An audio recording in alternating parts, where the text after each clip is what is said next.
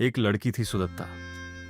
वह नवी मुंबई में एक प्राइवेट कंपनी में जॉब करती थी। उसके साथ दो और रूममेट्स थीं, रिया और पूजा। तीनों ने मिलकर एक फ्लैट रेंट पे लिया। फ्लैट नया था, बिल्डिंग भी नई थी। रेंट मार्केट से काफी कम था, इसलिए तीनों को लगा कि अच्छी डील मिल गई। शुरू के कुछ महीने सब नॉर्मल रहे। सुबह ऑफिस जाना, शाम को घर आना, खाना बनाना, बातें करना, कोई समस्या नहीं थी। फिर एक रात करीब 2 बजे तीनों एक साथ जाग गईं। एक छोटे बेबी के रोने की तेज आवाज आ रही थी। आवाज इतनी क्लियर थी कि जैसे कोई बच्चा कमरे में ही रो रहा हो।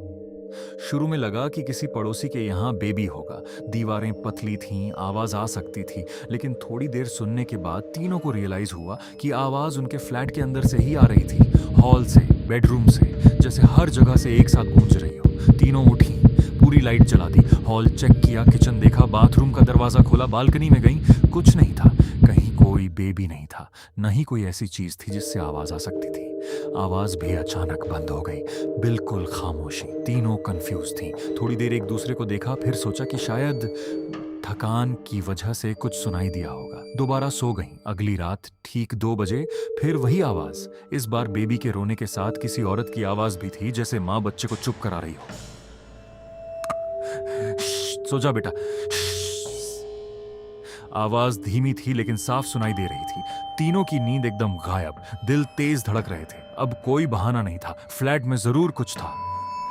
अगली कुछ रातों में यह सिलसिला डेली होने लगा, हमेशा 1:30 से 3 बजे के बीच। कभी सिर्फ बेबी रोता, कभी मां की आवाज आती, कभी दोनों एक साथ। रोने की आवाज दर्द भरी थी, मां की आवाज प्यार भरी थी, लेकिन अंदर से कुछ ठहरा हुआ सा लगता था, जैसे वह मां अब भी बच्चे को भुला नहीं पाई हो।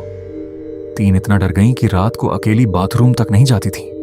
एक दूसरे का हाथ पकड़कर जाती थी, लाइट जलाए रखती थी। एक रात रिया बाथरूम में नहा रही थी। दरवाजा अंदर से बंद था। अचानक वह जल्दी से बाहर आई। चेहरा पीला पड़ गया था। उसने बताया, मुझे लगा बाथरूम के फ्रॉस्टेड ग्लास के पीछे कोई औरत खड़ी है। गोद में बेबी लिए हुए उसे चुप करा रही थी, मुझे देख रही थी। सबकी रूह कांप गई। उस रात तीनों ने एक साथ हॉल में लाइट जलाकर बिताई। अगले दिन पूजा सोसाइटी सेक्रेटरी के पास गई। सेक्रेटरी अंकल काफी सालों से वहां थे। उन्होंने पूरी बात सुनी और चेहरा उतर गया। धीरे से बोले, बेटा, तुम लोगों से पहले उसी फ्लोर पे एक यंग कपल रहता था। पति नेवी में था, बीवी अकेली रहती थी। उसका एक बेबी था, मुश्किल से 6 महीने का। बीवी पोस्टमार्टम डिप्रेशन में थी। एक रात जब पति ड्यूटी पर था, वह बालकनी से जंप कर गई, गोद में बेबी लिए हुए। दोनों की मौत हो गई। उसके बाद से कई लोगों ने वहां बेबी के रोने की आवाज सुनी है। सुनकर तीनों के पांव के नीचे से जमीन खिसक गई। उसी हफ्ते तीनों ने दूसरा फ्लैट ढूंढना शुरू कर दिया। लास्ट डे, जब सुदत्ता अपना बचा हुआ सामान पैक कर रही थी और बाकी दोनों सामान नीचे रख रही थीं, तब शाम का समय था। कमरे में अंधेरा सा हो रहा था। उसने ड्रेसिंग टेबल के मिरर में अपना चेहरा देखा, फिर अचानक उसकी नजर अपने पीछे गई। मिरर में उसके बिल्कुल पीछे एक औरत खड़ी थी। सफेद कपड़े, बिखरे बाल, गोद में एक छोटा बेबी। औरत सीधा उसकी तरफ देख रही थी। सुदत्ता चीख मारकर पीछे पलटी। कोई नहीं था। मिरर में सिर्फ उसका अपना चेहरा था। तीनों लड़कियां जल्दी से फ्लैट छोड़कर चली गईं। उस रात के बाद कभी पीछे मुड़कर नहीं देखा। आज भी वह फ्लैट खाली है। कहते हैं रात को वहां अब भी एक बेबी रोता है और एक मां उसे चुप कराती है।